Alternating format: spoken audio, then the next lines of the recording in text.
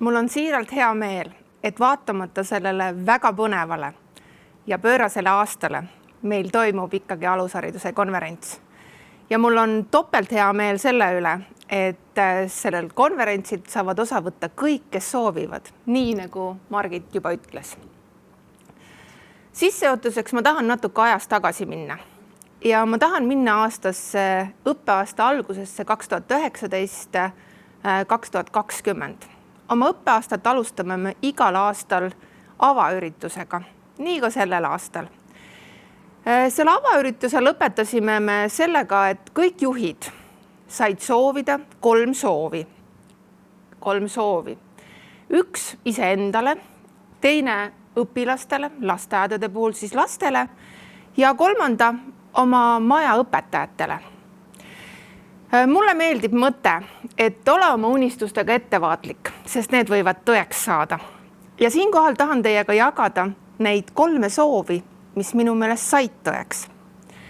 Esimene soov, mis minu meelest sai tõeks, oli see, et 2020. õppeaasta lõpuks tahaks olla õnnelik. Ma usun, et kui õppeaasta lõppes, me olime kõik õnnelikud, et eriolukord sai läbi. Õpilastele ja lastele sooviti, et jääksid ära riigieksamid ja lasteaedadesse, et lapsed ei peaks enam lõunata magama. Ma usun, eriolukorras paljud lapsed lõunat ei maganud, ehk ka see soov realiseerus. Ja õpetajatele sooviti uusi ja põnevaid väljakutseid. Ma arvan, et nii palju väljakutseid, kui oli õppeaastas 2019-2020, ei ole õpetajatel võib-olla mitme aasta kohta olnud. Meie haridusametis oleme teinud sellel lõppenud õppeaastal ja nüüd käival õppeaastal oma uut haridusstrateegiat. Meie haridusstrateegia on sedakorda teistsugune, hõlmates siis kõiki erinevaid haridusastmeid, mis Tallinnas on lasteaiast kuni siis kutsekoolideni välja ja hõlmates nii sisu kui vormi. Ja kui me oma haridusstrateegiat tegime, siis selle haridusstrateegia 3 sellist läbivat põhimõtet on vastutustundlikkus, avatus ja mitmekesisus ja uuenduslikkus. Ja nii üks kena õpetaja, tema nimi on Mihkel Kõrbe, ristis meie haridusstrateegia vau haridusstrateegiaks. Mind see sõnapaar või see sõna vau väga kõnetab ja usun, et see on ka kandnud meid praegu selles eriolukorras ja kannab veelgi edasi. Meie haridusstrateegias on 6 erinevat tegevusprogrammi, milleks on tipptasemel juhtimine, pädevad ja pühendunud õpetajad, hariduslike ja erivajadustega laste areng, inspireeritud ja uuenduslik õppimine, individuaalne õpitee, tasakaalus ja mitmekesine haridusvõrk. Siinkohal tahan teiega ehk pikemalt jagada tegevusprogrammi 2, mille pealkirjaks on pädev ja pühendunud õpetaja. Selle õppeaasta sügisest oleme me sellest programmist nii-öelda käima jooksnud klassijuhataja teema-aasta. Hariduses paraku on nii, et koolis me räägime natuke ühte keelt, alushariduses teist keelt, aga meie haridusametis näeme väga selgeid seoseid klassijuhataja ja rühmaõpetaja vahel.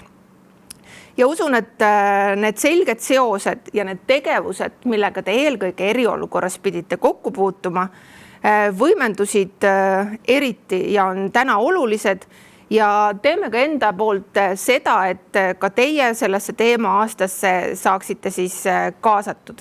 Aga mis on sarnast klassijuhatajal ja rühmaõpetajal? Nad mõlemad on suhete loojad, väärtuste kujundajad, arengutoetajad ja suurepärased kommunikeerijad. Aga mis on täna oluline? Ma ei taha vaadata minevikku. Küll aga tahan teid kõiki siiralt ja südamest tänada selle eest, kuidas te toimetasite eriolukorras ja toimetate ka täna. Ma tahan siiralt uskuda, et te kõik andsite ennast parima just selliselt, nagu te õigeks pidasite, selles osas, mida te väärtuslikuks pidasite ja tänu sellele me saime tõenäoliselt selle eriolukorraga väga hästi hakkama.